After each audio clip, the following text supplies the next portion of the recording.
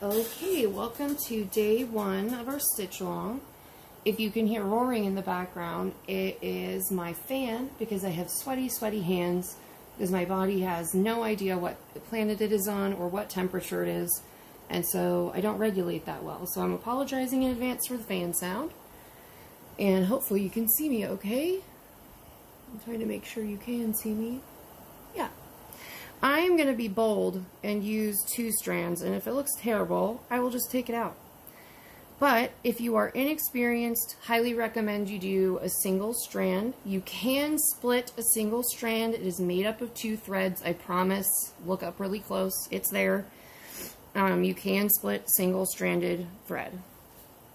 So, I'm probably going to start here at the center and work these. This whole area is pretty easy, but we can learn quite a bit here from just doing these. So this A is a collection of basically 3 stitches. There's no reason to make it any more complicated than that, but what I will say is that you should lay down the underpinning stitch first, which is going to be any crossways stitch, so that when you lay down a long stitch on top of it, it will... I'm struggling to put this through because I used the canvas. I'm immediately wondering if I should have not done that. I do the cross one first so that the next stitch that's a straight stitch, the long legs of the A, will just cross over that and actually mask the hole. Until this is going to be fun with the canvas. That was maybe a bad decision for me. That's okay. I have done dumber things and still stitched them. I also fully believe that piercing downward leaves a sharper stitch, like we talked about in the thread explanation. So we've got an A in. The C we're going to do as a collection of very small bites like we did before. Start right at the tip. I'm thinking that's probably going to be 1, 2, 3, 4, 5 stitches, probably. So 1, and then we'll force that stitch to lay down because it's a little uncurved.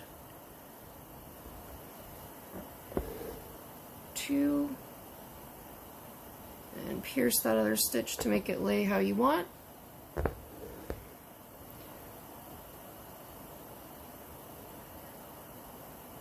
And remember, you are stitching, so the fact that you are stitching at all should be a triumph that should be celebrated, because who takes time to do anything nice anymore? Nobody.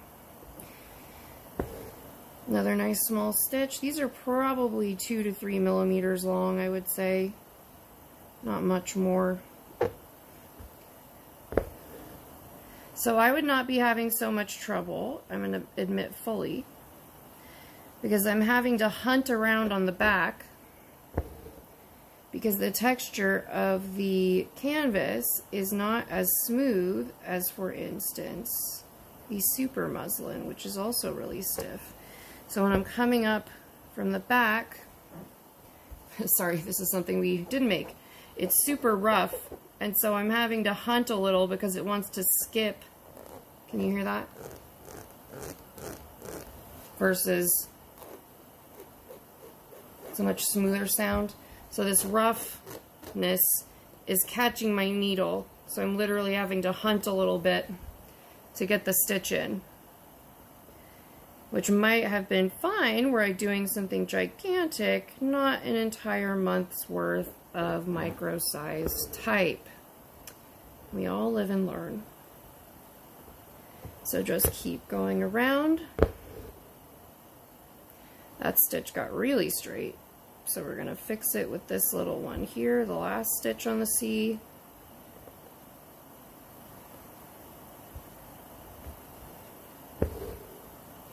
And we'll pull that stitch down to where we actually want it to live, and then pierce it to tack it down. Yeah, that's better. Hopefully you're still in frame. Whoop. Maybe that's better. Yeah. Okay, so for the E, again, this is much easier to just do as straight stitches. You will not make something straighter than a straight stitch, and because it's black, it does not matter.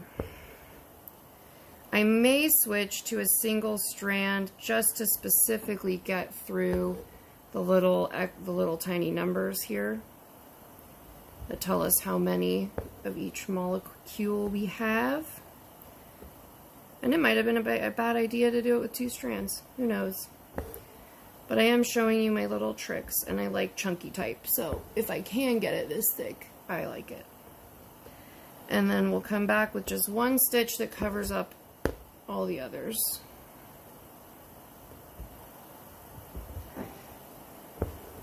Like that.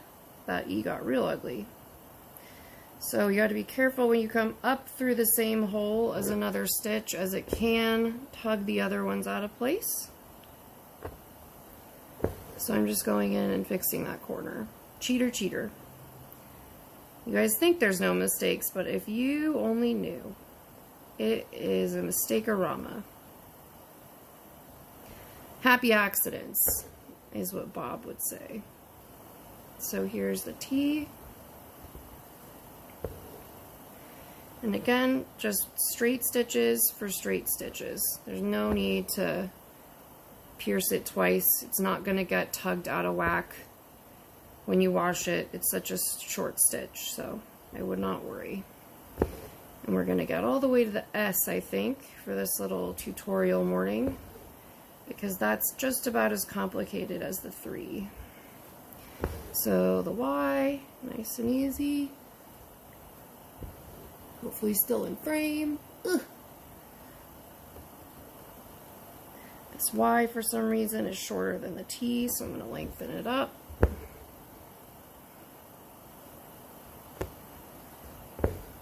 And an L.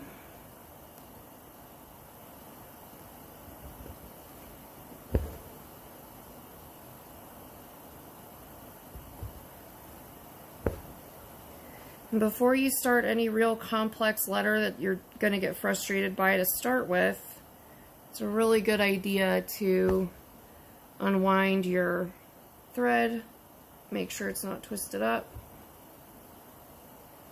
and or make sure it's a length that's comfortable for you to pull.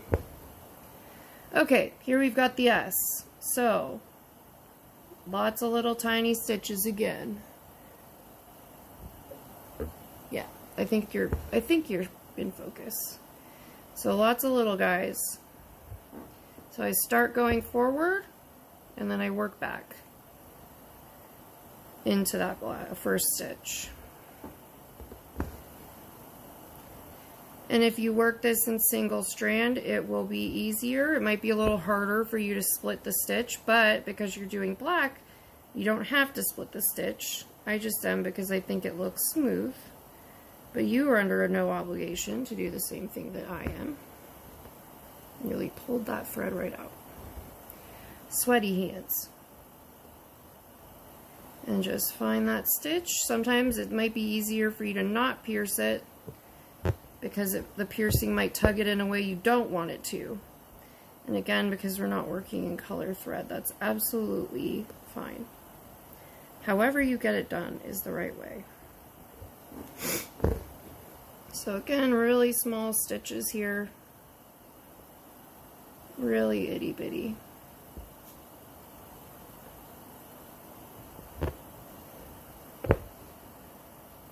Yep, that was a pretty good turn. A little bit longer stitch right there I can get away with on the flat part of the S. Or the center part, I guess. Yeah, that's a good stitch.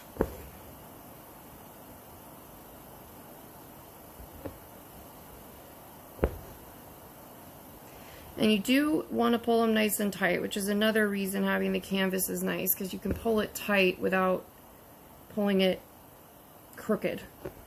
It just pulls tight, because there's that little bit of cushion of the other fabric behind it. And that.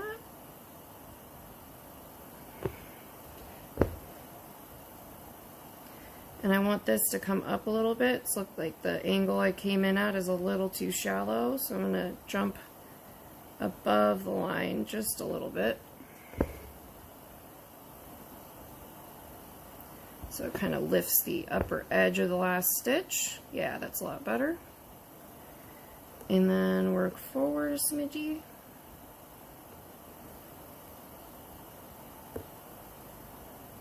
Yeah.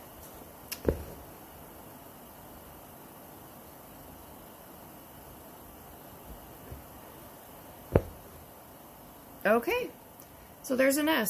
Nothing's ever perfect. We are working very tiny, and I'm trying to help you learn how to work super small. So there is the practice for the day. I might work these in a single strand so that they look different than the other ones next to it. I mean the lettering next to it. The hexagons for carbon can get worked in a single strand. But anyway, I hope that this is helpful, and I hope that I will see lots of examples of your stitches later. Have a great day, everybody. Okay, P.S. It's done. And the only part that was a little tough was the 3, but I did it in single strand, and then I worked all these in single strand as well. So I know you guys can do it. You'll get better every day, I promise. Just keep at it, and you will get crispy blackwork by the end of the month. See you tomorrow.